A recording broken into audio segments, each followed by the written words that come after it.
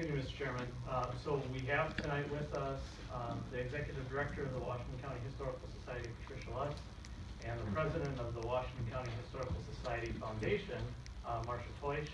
So let me start by thanking the two of them, as well as the President of the Historical Society, John Sparks, who is not here tonight, for all of their cooperation over the last over a year now on this discussion. In your packet, you have a copy of this resolution, and I hope a sufficient description of what we're asking you to contemplate today. General fund transfer and the possibility of additional dollars in the form of a CDBG close grant. You may remember that from months past. Essentially, is your strategic priorities for the quality of life of the citizens of Washington County.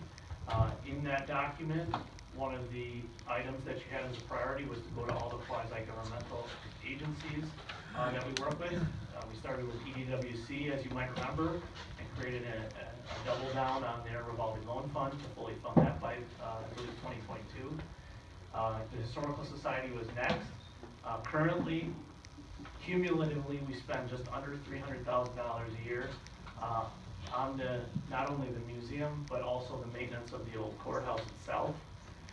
And so that became kind of the foundational premise of the resolution that's in front of you today. Had a myriad of discussions and deliberations with the leadership team over at the Historical Society and its foundation. They internally have had a great deal of contemplation and consideration, as well as members of the ad hoc committee that were assigned for this specific strategic priority.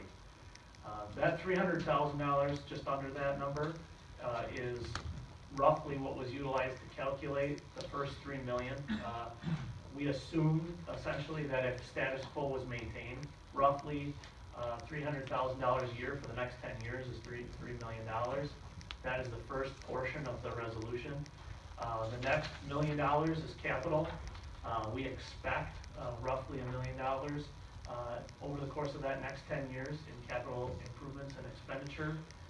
We did the storm windows, for example, just recently. We expect the interior windows themselves to need to be taken a look at. We know there's a boiler that needs to be taken a look at. We have an engineering firm we'll be contracting with at the county to do an assessment and give us an idea of other similar items.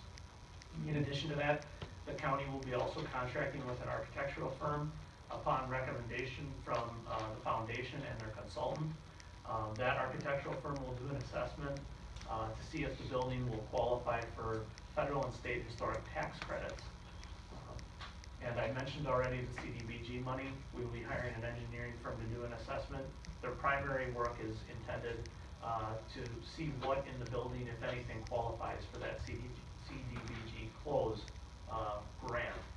That money is not a guarantee. The Historical Society is aware of that, but it is something in your resolution that we're pledging. If it's qualifying for this project, our intent is to put it towards this project. So in total, there's a $4 million, essentially a $4 million general fund transfer that would occur if you approve this resolution. In addition to that, there's just under another $1 million that they would qualify for potentially with the CDBG close, so now $5 million, and then potentially additional dollars with the historic tax credits, which would come from the state or federal government. Beyond that, the only other thing that I would add before we take questions is that this agreement in and of itself is historic, and I ask you to pardon the pun. There have been other counties that have gone through processes to part ways, if you will, with historic old courthouses, and they have not been pretty processes. Just to the south of us in Waukesha County, there was basically a 10-year window, is my understanding, that they were given, and that 10-year window closed, and my understanding now is that building's been redeveloped into something completely different, apartments, if I remember right. The museum is still on the first floor, but they had to go back to the county for help because they couldn't turn on their heater air conditioning. So the comment was, the museum is still on the first floor of that building. I think The rest has been redeveloped, but they had to go back to the county for additional money because they have some capital issues with heating and air conditioning, things like that. This agreement that you're contemplating tonight would take that option off the table. It would transfer ownership outright to the society. You'll see in the resolution that that will happen no later than December 31st of 2022. The reason it's written like that is there may actually be an incentive for the society to take it early with regard to those historic tax credits. The building does not qualify for historic tax credits if it remains a publicly owned building. So it would need to be privately owned by the society. So this is an agreement that would both benefit, I believe, benefit the county and the society in the long term. The grant that you're proposing in terms of the dollars, the $4 million, will serve in form as a challenge grant that the Historical Society can use to leverage the community and try to get them to match those funds. Their goal is to try and drive their endowment up to $7 million, meaning go out in the community and raise another $3 million. They have hired an excellent consulting firm that has been very collaborative and cooperative with the county staff to devise a strategy, a whole new strategic plan. They've worked with members of the community to start to soundboard exactly what that strategic plan is and does. And I think they're in a very, very good position because of their hard work to make this a success. Finally, I will note in the resolution that there is one piece on that county courthouse square that would not go to the society, and that was urged early on in the process by the society. It is the Veterans Plaza portion. So if you can imagine the north portion of that property, which essentially faces the Poplar Inn, if you're familiar with the neighborhood, that portion will remain in county ownership. So when the deed is transferred, that will need to be split out and will remain county.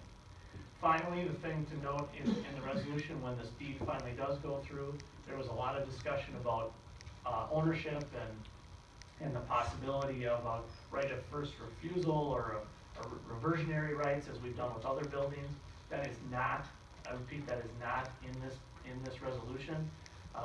I made clear to the society that I felt this board would not be willing to transfer $4 million to the society, or anybody for that matter, if you knew that you may be on the hook later for additional spending. And so if that is not correct, if I have misunderstood you in some way, shape, or form, you need to correct that in this resolution. I ran that past the ad hoc committee before we drafted the resolution. They endorsed that concept. Administrative committee this evening endorsed that same concept, but it is an important piece, and it was brought up again, was that a week ago or 2 weeks ago, at the last meeting I was at with society members. So those, I know that's a lot. I went into a little bit more detail than normal, but this is a big decision. I wanted to make sure you had all the pieces. If you have questions, I'm happy to answer them, and again, we have members of the society to answer as well. Okay, we did have one letter that I'm having the clerk read into the record. To Washington County Board of Supervisors, subject transfer of ownership of Old Courthouse. Supervisors, the West Bend newspaper on 6/6/19 reported the information concerning transfer of ownership of the Old Courthouse from the county to the Washington County Historical Society. Justification was an annual savings of $250,000 to $300,000. The county would spend up to $1 million to cover any needed repairs, plus the county would donate up to $3 million to the society's foundation for fundraising. The county proposes to spend up to $4 million for annual savings of up to $250,000 to $300,000. Savings would not offset the expenditure for up to 13 years.